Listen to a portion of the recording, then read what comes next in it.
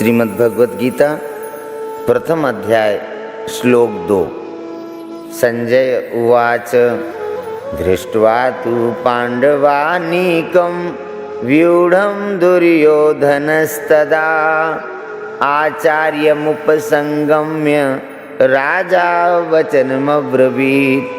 संजय बोले, तदा अर्थात उस समय व्यूढ़म वज्रव्यूह से खड़ी हुई पांडवानी काम यानी पांडव सेना को दृष्टवा यानी देख कर आचार्य उपसंगम्य अर्थात द्रोणाचार्य के पास जाकर राजा दुर्योधन यानी राजा दुर्योधन वचनम अब्रवीत वचन बोला।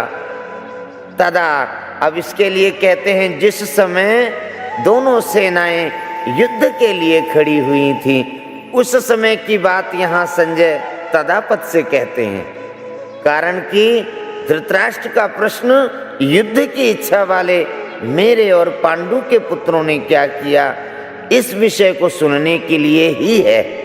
दृष्टवा पांडवानीकम व्यूढ़म वज्रव्यूह से खड़ी सेना को देखने का तात्पर्य है कि पांडवों की सेना बड़ी ही सुचारू रूप से और एक ही भाव से खड़ी थी, अर्थात उनके सैनिकों में दो भाव नहीं थे, मतभेद नहीं था। उनके पक्ष में धर्म और भगवान श्री कृष्ण थे और जिसके पक्ष में धर्म और भगवान होते हैं उसका दूसरों पर बड़ा असर पड़ता है।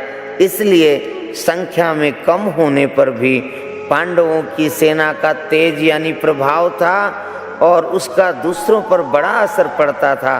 अतः पांडव सेना का दुर्योधन पर भी बड़ा असर पड़ा, जिससे वह द्रोणाचार्य के पास जाकर नीति युक्त गंभीर वचन बोलता है।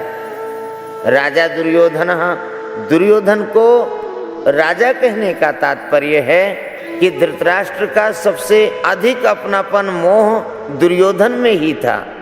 परंपरा की दृष्टि से भी युवराज दुर्योधन ही था। राज्य के सब कार्यों की देखभाल दुर्योधन ही करता था। धृतराष्ट्र तो नाम मात्र के राजा थे। युद्ध होने में भी मुख्य हेतु दुर्योधन ही था। इन सभी कारणों से संजय ने दुर्योधन के लिए राजा शब्द का प्रयोग किया। आचार्य मुपसंगम्य द्रोणाचार्य के पास जाने में मुख्यतः 3 कारण मालूम देते हैं। पहला, स्वार्थ सिद्ध करने के लिए, अर्थात द्रोणाचार्य के भीतर पांडवों के प्रति द्वेष पैदा करके उनको अपने पक्ष में विशेषता से करने के लिए दुर्योधन द्रोणाचार्य के पास गया। नंबर 2, कहते व्यवहार में गुरु के नाते आदर देने के लिए भी द्रोणाचार्य के पास जाना उचित था। तीसरी बात कहते हैं मुख्य व्यक्ति का सेना में यथास्थान खड़े रहना बहुत आवश्यक होता है, अन्यथा व्यवस्था बिगड़ जाती है।